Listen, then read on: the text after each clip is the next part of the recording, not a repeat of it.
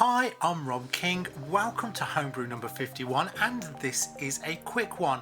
I've brewed an Irn Bru Turbo Cider twice before. You can check the link above. Previously, I've done the Irn Bru Extra, which is sugar-free, and a fake Irn Bru. This time, I'm using the original 1901 recipe Irn Bru.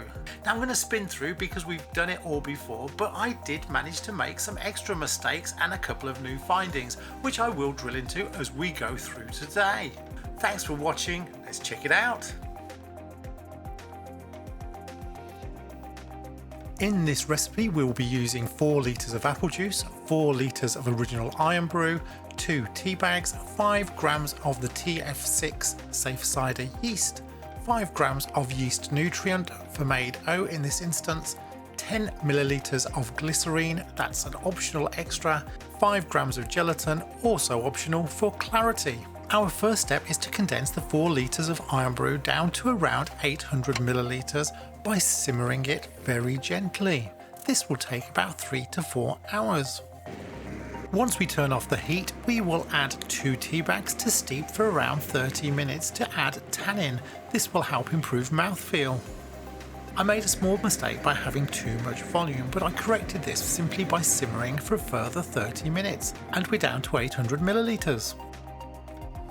While that's all going on, we can sanitize the equipment that we're going to use next, the demijohn, the airlock and bung. Next we bring together all of the ingredients, the apple juice, the Irn Bru mixture, the glycerine, the yeast, and then we top up with apple juice and make sure we give it all a good mix.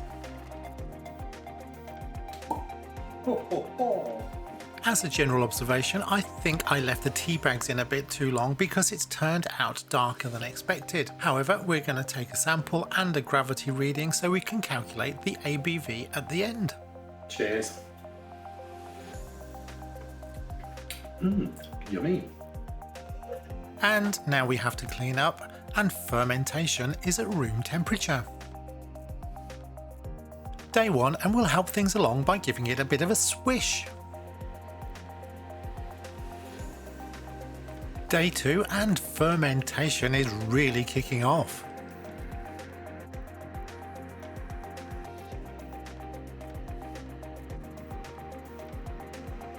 Day 4, and things are slowing down. Day 5, and we're starting to see that drub form at the bottom.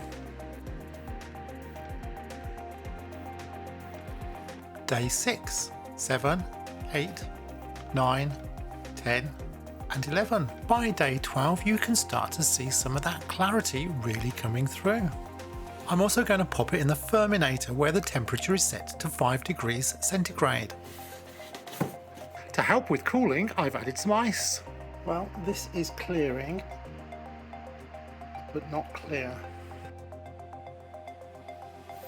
It's day 20, and this is the beginning of a bit of a tactical error. I was still unhappy with the level of clarity and decided that I would add some gelatin and then put it back into secondary. 1 strip of gelatin is suitable for about 25 litres, so since I only have 5 litres, I'm reducing it down to a fifth and dissolving it in hot water.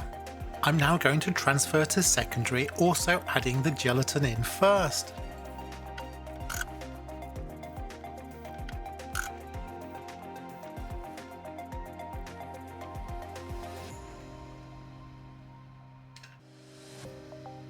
And it's going back in the Ferminator at 5 degrees centigrade for a little while longer.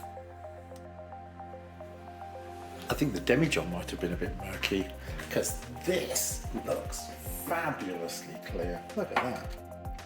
The final gravity came in at 1.000, giving us a final ABV of 7.35%.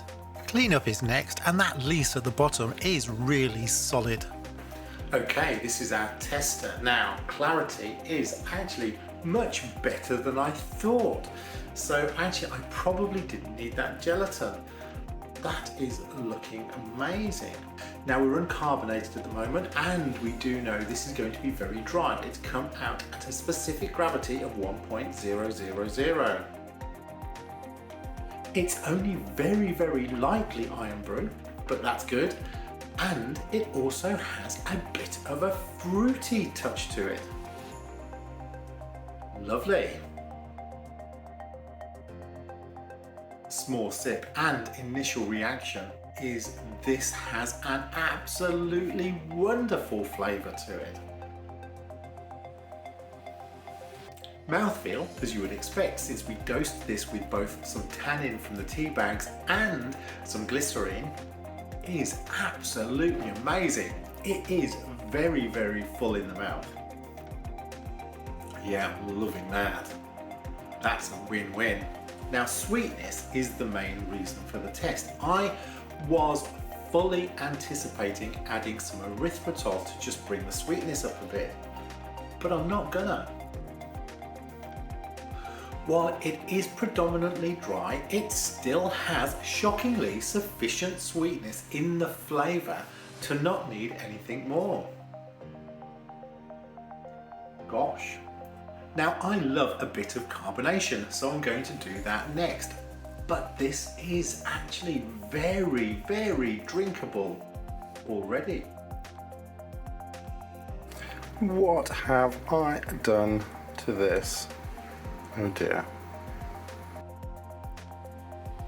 It's day 27 and we're going to transfer to the Mini-Keg to carbonate. Step 1 though, of course, is sanitisation. Okay, I completely blew it. Cloudy it's gonna have to be.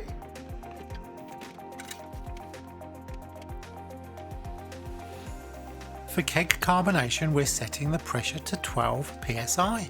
We're just going to set and wait for about a week. And you guessed it, more cleaning. While cleaning, I spotted these black dots inside the demijohn, and no matter what type of cleaning mechanism I used, I could not get rid of them. I even resorted to bleach to see if I could bleach them off, but that didn't work either.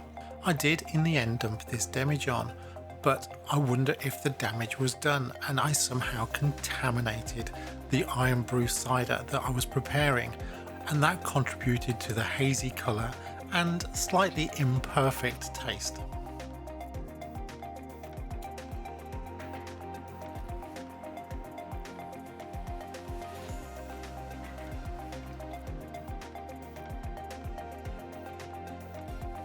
Time to taste the 1901 Turbo Cider. Still got that haze, I think that was my own problem.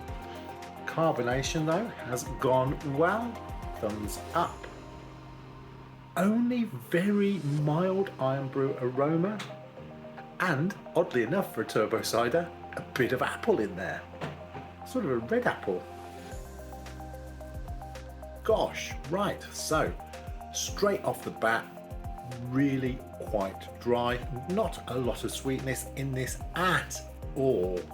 Not a puckeringly dry taste, but definitely very dry. I think this is the big difference.